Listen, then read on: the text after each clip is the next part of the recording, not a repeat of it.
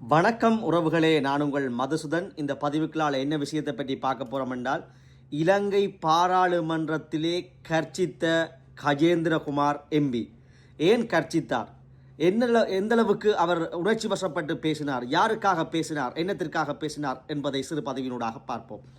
உறவுகளே, கடந்த 4ஆம் தேதி அமர்விலே பாராளுமன்றத்திலே கஜேந்திரகுமார் எம்பி பாராளுமன்ற உறுப்பினர் அவர்கள் மிக ஆக்ரோஷமாகவும் மிக உணர்ச்சி வசப்பட்டும் நல்ல விடயங்களை சிறந்த பாயிண்ட் அவுட்டாக பேசியிருந்தார். எது சம்பந்தமாக என்று பார்த்தால், செம்மணி மனித படுகொலை புதைகுழி சம்பந்தமாக.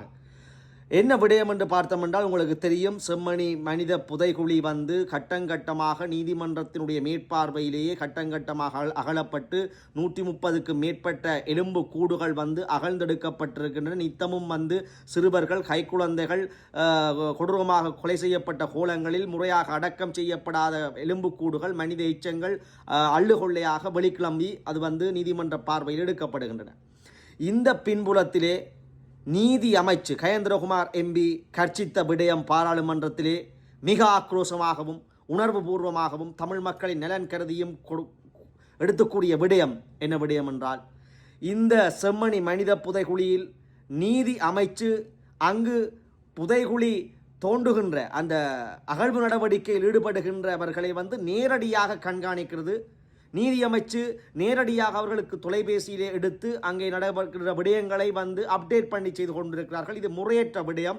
ஏனென்றால் நீதிமன்ற மேற்பார்வையிலே நடைபெறுகின்ற விடயம் அவர்களுக்கு தேவை என்றால், நீதி அமைச்சுக்கு தேவை என்றால் நீதிமன்றத்தினூடாக அதை பெற்றுக்கொள்ளலாம் என்ற தோரணையிலே பேசியிருக்கின்றார்.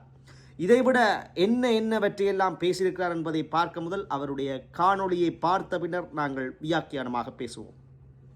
இந்த போலீஸ் சேவையில இருக்கிறவர்களும் இந்த ராணுவத்தில் இருக்கிறவர்களும் படு மோசமாக குறிவைக்கப்படுகிறார். அதான் எங்களுடைய வரலாறு. ஆனால் அவரை மட்டும் குறிவைக்கிறதாலே நீங்கள் இந்த நாட்டினுடைய அடிப்படை புற்றுநோயாக இருக்கக்கூடிய அனைத்து விவகாரங்களிலும் அரசியல் தலையீடுகள் இருக்கின்ற அந்த புற்றுநோயை நீங்கள் நீக்க போவதில்லை.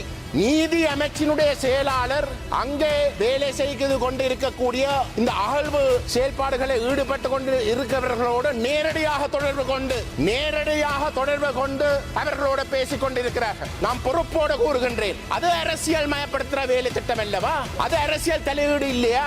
அது ஒரு அழுத்தத்தை கொடுக்கின்ற ஒரு விஷயம் இல்லவா? நீதிமன்றம் நடத்துகின்ற ஒரு செயல்பாடு உங்களுக்கு என்ன தகவல் வேணும்னா நீங்க நீதிமன்றத்துக்கு தான் போகணும். அமைச்சு போய் நேரடியாக அங்கே வேலை செய்து கொண்டு இருக்கின்ற உத்தியோகத்தர்களோடு தொடர்பு கொள்வது அரசியல் தலையீட்டு. உங்களுக்கும் மற்றவர்களுக்கும் இடையிலே இனம் சார்ந்த விடயங்களிலே ஒரு வித்தியாசமும் கிடையாது. ஆணைக்குழு நேற்று யாழ்ப்பாணம் சென்றிருந்தது. செம்மணியில நடந்திருக்கின்ற அநியாயம், ரோம் சாசனத்தில் இருக்கக்கூடிய குற்றங்கள் இந்த நாட்டிலே அது குற்றங்களாக அங்கீகரிக்கப்படாத நிலையில ஒரு சர்வதேச குற்றவியல் விசாரணை மட்டும்தான் இந்த நடந்த அநியாயத்துக்கு ஒரு நீதியை கொடுக்கும் என்ற அறிக்கையை தான் முன்வைக்க வேண்டும். ஆனால் அவர்கள் அதை சொல்லாமல் அவர்கள் புத்திமதி சொல்லுகிறார்கள் ஊடகங்களுக்கு. தயவு செய்து நீங்கள் உணர்வு பூர்வமாக இந்த விஷயங்களை வெளிக்கொண்டு வராதீர்கள், உணர்ச்சி வசப்பட்டு கதைக்காதீர்கள், குழப்பாதீர்கள் என்ற கருத்தை தான் ஏஎஸ்பி சிஐடி இன்றைக்கு யாழ்ப்பாணத்தில் இந்த அகழ்வுகள் நடைபெற்று கண்காணிப்புக்கு விட்டிருக்கின்ற சந்தர்ப்பத்தில் அந்த வாசல்ல இருக்கிறார், பொதுமக்கள் அடையாளப்படுத்துற வாசல்ல இருக்கிறார். அவரும் அவரோட இன்னும் ஒரு 10 பேர் சுத்தி வர. இது விரட்டுற விளையாட்டு அல்லவா? பொதுமக்களுக்கு ஏற்கனவே பயப்பீதியில் இருக்கிற ஒரு நிலையிலே அவர்கள் அந்த இடத்துக்கு போகின்ற பொழுது அவர்களை விரட்டுகின்ற ஒரு திட்டமிட்ட செயல்பாடு அல்லவா? நீங்கள் செய்யலாம். இது தமிழனுக்கு நடக்க இது அரசியல் தலையீடு அல்ல. உறவுகளே, கஜேந்திரகுமார் எம்பி ஏன் பொங்கி எழுந்தார், ஏன் கர்ச்சித்தார் என்ற விடயத்தை இதனூடாக பார்த்திருப்பீர்கள். செம்மணி மனித புதைகுழி என்பது ஒட்டுமொத்த தமிழ் இனத்தின் இனப்படுகொலைக்கு சாட்சியமாக இன்று எடுத்து அம்பிருக்கின்றது. இதற்கு அவர் தொடர்ச்சியாக சர்வதேச நீதி பொறிமுறையினூடாகத்தான் இந்த அகழ்வாராய்ச்சிகள், இதற்குரிய நீதி நம்பப்பட வேண்டும் என்று அழுத்தம் திருத்தமாக தமிழ் தரப்புகளோடு இணைந்து குரல் கொடுத்து வருகின்றார். அந்த வகையிலே கடந்த பாராளுமன்ற அமர்விலே இன்னும் மேலோங்கியவாறு இந்த நீதி அமைச்சினுடைய தலையீடு ஏன் அங்கே இருக்கிறது என்பதை வெட்ட வெளிச்சமாக இலங்கை மக்களுக்கு எடுத்துக் கூறியிருக்கின்றார், உலகத்திற்கும் எடுத்துக் கூறியிருக்கின்றார்.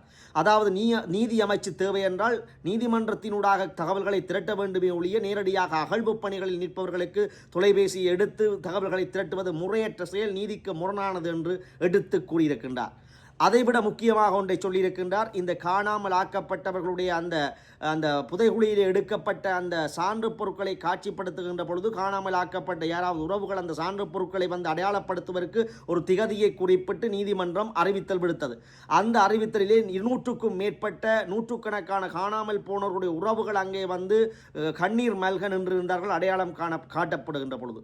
அந்த நிலையிலே கயேந்திரகுமார் எம்பி குறிப்பிட்டது பாராளுமன்றத்தில் என்ன விடயம் என்றால், அங்கே சிஐடியுடைய ஏஎஸ்பி அவர்கள் வந்து வாசலிலேயே நின்று கொண்டிருந்தார். அது இனம் காணப்படுகின்ற அந்த காணாமல் போன அந்த இனம் காட்ட வருகின்ற அந்த பெற்றோர்களை உறவுகளை ஒரு பயமுறுத்துகின்ற செயலாக அமையுமல்லவா என்று கேள்வி எழுப்பியிருக்கின்றார். அது உண்மையாகத்தான் இருக்கும். ஏனென்றால் ஒரு அதிகாரிகளை அல்லது ஒரு இனம் காட்ட பயபக்தியோடு என்ன நடந்திருக்கும் தன் உறவுகளுக்கு தன்னுடைய உறவினுடைய சான்று பொருளானதா தன்னுடைய உறவு பொருள் கட்டியிருந்த அந்த சில இடங்களிலே தாயத்துக்கள் அம்பிடுகின்றன, அது தன்னுடைய உறவினருடையதா மகனுடையதா என்று இனம் காண வருகின்ற அந்த உறவுகளை ஒரு அந்த பயபக்தியோடு பய உணர்வோடும் பீதியோடும் கவலையோடும் வருகின்ற உறவுகளை அது பயமுறுத்துவதாகத்தான் அமையும். அதையும் எடுத்து அம்பியிருக்கின்றார், பாராளுமன்றத்திலே போட்டுடைத்திருக்கின்றார். இந்த கேள்விகளுக்கு பின்னர் என்ன சொல்லியிருக்கிறார் என்றால், இது உங்களிடம் வைத்து இந்த நீதியை நம்ப முடியாது, இந்த மனித புதைகுழி பேரபலம் வெளியே வர வேண்டுமென்றால் சர்வதேச நீதி பொறிமுறைதான் அவசியம் என்று அடித்து இடித்துரைத்திருக்கிறார். ஆகவே இதுதான் தேவை. என்ன விடயம் என்றால், இந்த மனித புதைகுழிதான் இப்பொழுது எங்களுடைய இனத்துக்கு இழைக்கப்பட்ட அந்த ஒரு இனப்படுகொலையை மேவி நிற்கின்றது. இதன் தொடர்ச்சியாகத்தான் இனி முள்ளிவாய்க்கால் கொலைகள் வெளிக்கிளம்பும். ஆகவே கயேந்திரகுமார் எம்பி பாராளுமன்றத்திலே குரல் கொடுத்தது வந்து காலத்தின் தேவை. அது உணர்ச்சிகரமான பேச்சு அல்ல, அது இனத்துக்கான பேச்சு. அதன் பின் அனைத்து தமிழ் அரசியல்வாதிகளும் ஒன்றிணைந்து சர்வதேச நீதி பொறிமுறையை நம்புவதன் மூலம்தான் இதற்குரிய நீதியை பெற முடியும். அவருடைய ஆக்ரோஷமான உணர்ச்சிவசமான உரை வந்து இலங்கை பாராளுமன்றத்தை உலுக்கி இருக்கிறது. இன்று செம்மணி புதைகுழி சம்பந்தமாக சிங்கள மக்களிடையேயும் விழிப்புணர்வு ஏற்பட்டிருக்கிறது. அவர்கள் இந்த செம்மணி புதைகுழி சம்பந்தமான செய்திகளை அன்றாடம் பார்க்கிறார்கள், கேட்டறிகிறார்கள். இப்படி தமிழ் மக்களுக்கு நிகழ்ந்திருக்கிறதா, அதுவும் இராணுவ முகாம் இருந்த இடத்தில் இப்படி நிகழ்ந்திருக்கிறதா என்று இன்று அவர்கள் உணர்வு பூர்வமாக கண்ணீர் மல்கவும் உணர்ச்சிகளை வெளிப்படுத்தியிருக்கிறார்கள். பல சிங்கள சகோதர சகோதரிகளுடைய பதிவுகள் அதை வெளிக்காட்டுகின்றன. ஆகவே மாறிவரும் உலக சூழலில் இதுக்கு இலங்கைக்குள்ளே நீதி தேடுவதை விட கயேந்திரகுமார் எம்பி இடித்துரைத்தது போல சர்வதேச நீதி சர்வதேசத்தினுடைய கவனத்தின் முன்னிலையிலே இதற்குரிய உரிய பரிசோதனைகள் நிகழ்த்தப்பட்டு கண்டறியப்பட வேண்டும் என்பதுதான் திண்ணம். மீண்டும் தமிழ் மக்களுக்கு இவ்வாறான குரல்கள் ஓங்கி ஒலிக்கப்பட வேண்டும் பாராளுமன்றத்தில் என்பதும் தமிழ் மக்களுடைய வேணவா. வாழ்த்துக்கள். இப்படியான தமிழ் மக்களுக்கான குரல்கள் இன்னும் ஒலிக்கட்டும்.